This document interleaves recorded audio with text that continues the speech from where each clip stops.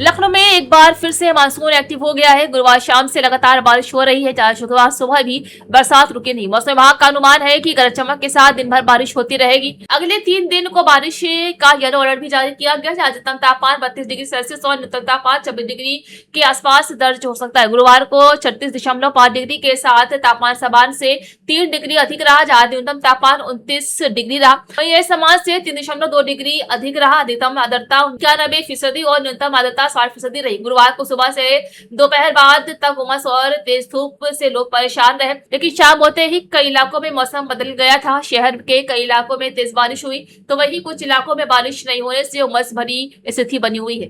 Supreme court ने नालसार के छात्रों के नामांकन पर रोक लगाने वाले बार काउंसिल ऑफ इंडिया यानी बीसीआई के फैसले पर कड़ी नाराजगी जताई है। कोर्ट ने साफ कहा है कि छात्रों को अपनी बात रखने और शांतिपूर्ण तरीके से विरोध करने का अधिकार है। सिर्फ विरोध करने की वजह से छात्रों के नामांकन पर रोक लगाना सही नहीं माना जा सकता है। वही मुख्य न्यायाधीश सीजेआई सूर्यकांत की अगुवाई वाली पीठ ने मामले की सुनवाई के दौरान बीसीआई के रवैये पर सवाल उठाए हैं। कोर्ट ने कहा है कि छात्रों को शांतिपूर्ण विरोध करने से नहीं रोका जाना चाहिए और बीसीआई को इस तरह के मामलों में अनावश्यक हस्तक्षेप नहीं करना चाहिए। दरअसल नालसार के कुछ छात्रों के विरोध प्रदर्शन को लेकर विवाद खड़ा हुआ था। इसके बाद बीसीआई की ओर से छात्रों के नामांकन पर रोक लगाने से जुड़ा फैसला सामने आया। इस फैसले के बाद छात्रों के बीच चिंता बढ़ गई थी और मामला सुप्रीम कोर्ट तक पहुंच गया था। सुप्रीम कोर्ट ने मामले को गंभीरता से लेते हुए छात्रों के अधिकारों पर जोर दिया है। कोर्ट की सख्त टिप्पणी के बाद विवादित आदेश को वापस ले लिया गया है, यानी फिलहाल छात्रों के नामांकन पर लगाई गई रोक का फैसला हटा दिया गया। इस पूरे मामले में सुप्रीम कोर्ट का साफ संदेश है, एक शिक्षा संस्थानों में अनुशासन जरूरी है, लेकिन छात्रों को शांतिपूर्ण तरीके से अपनी बात रखने और विरोध करने के अधिकार से वंचित नहीं किया जा सकता। अब इस मामले में आगे की कार्यवाही पर सबकी नजर रहेगी। सनी देओल की नई फिल्म बछवारा 1947 स्वतंत्रता दिवस से ठीक पहले सिनेमाघरों में रिलीज हो गई है। फिल्म के रिलीज होते ही इसे देखने पहुंचे दर्शकों ने सोशल मीडिया प्लेटफॉर्म एक्स पर अपना रिव्यू देना शुरू कर दिया। जी हाँ, शुरुआती दर्शकों की बात करें तो कई लोगों ने फिल्म को काफी पसंद किया और इसे एक ऐसी फिल्म बताया है जिसे एक बार जरूर देखना चाहिए। फिल्म में देश की बंटवारे के उस दौर को दिखाने की कोशिश की गई है जब लाखों लोगों की जिंदगी अचानक बदल गई थी।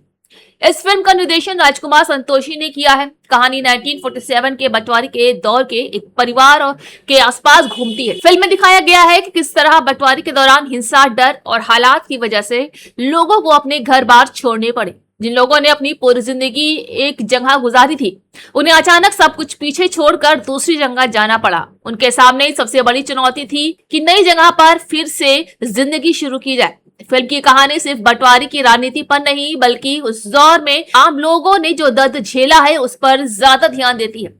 घर छूटना, परिवार से बिछड़ना, डर के बीच सफर करना और फिर अनजान जगह पर नई जिंदगी शुरू करना, इन सब चीजों को फिल्म की कहानी में दिखाया गया है। यही वजह है कि फिल्म देखने वाले कुछ दर्शकों का कहना है कि बंटवारा 1947 सिर्फ इतिहास की कहानी नहीं, बल्कि उन लोगों की भावनाओं को भी सामने लाती है जिन्होंने बंटवारे का दर्द अपनी आंखों से देखा था। सोशल मीडिया पर फिल्म देखने के बाद कुछ दर्शकों ने इसे मास्टर वॉच तक बता दिया है। कुछ लोगों का कहना है कि फिल्म बंटवारे के समय की सच्चाई और आम लोगों की परेशानी को समझने का मौका देती है, तो वही फिल्म को लेकर लोगों की अलग अलग राय भी सामने आ रही है। किसी को इसकी कहानी पसंद आ रही है तो कोई इसकी रफ्तार और प्रस्तुति को लेकर अपनी राय दे रहा है। यानी शुरुआती रिव्यू को पूरी तरह एक तरफा नहीं कहा जा सकता, लेकिन फिल्म को लेकर चर्चा जरूर हो गई है। खास बात यह रही कि बंटवारा 1947 के साथ ही इमरान हाशमी की फिल्म आवारा पर भी रिलीज हुई है। ऐसे में इस समय दर्शकों के पास 2 अलग अलग तरह की फिल्मों का विकल्प है।